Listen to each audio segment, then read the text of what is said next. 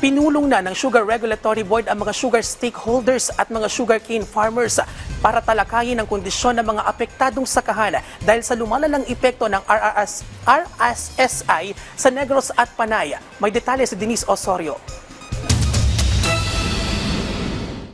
Naghahanda ang Sugar Regulatory Administration o SRA sa epekto ng lumalalang infestation ng red-striped soft-scale insects o RSSI sa ilang bahagi ng Negros at Panay Islands.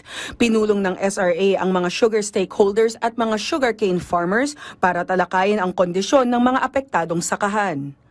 I know that the sugar industry is very important for the Negros Island region.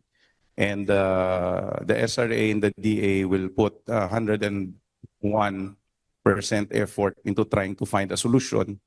However, this solution entails the cooperation of everybody. There are theories coming out, los-losan ang tubo, remove the leaves and everything. But although all of that helps, no, it does not actually kill the pest.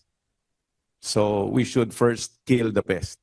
Ayon sa Extension Services Division Visayas ng SRA, mahigit 87 hectares ang apektado ng RSSI nitong May 22, 2025.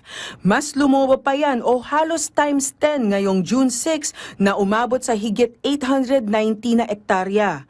Katumbas yan ng 21 LGU.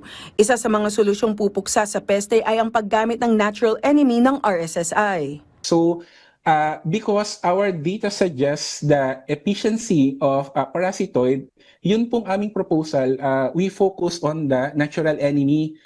Ang strategy po sana namin is mag-identify kami ng mga areas kung saan mataas yung parasitism, and then kukolektahin po namin yung mga parasitoid, and then dadalhin po namin sa mga areas kung saan po mababa yung parasitism para po i-augment sana yung natural enemies. Bukod sa parasitoids, mahalaga rin ang field sanitation. Mahigit 50 klase ng damo ang pwedeng pamugaran ng peste.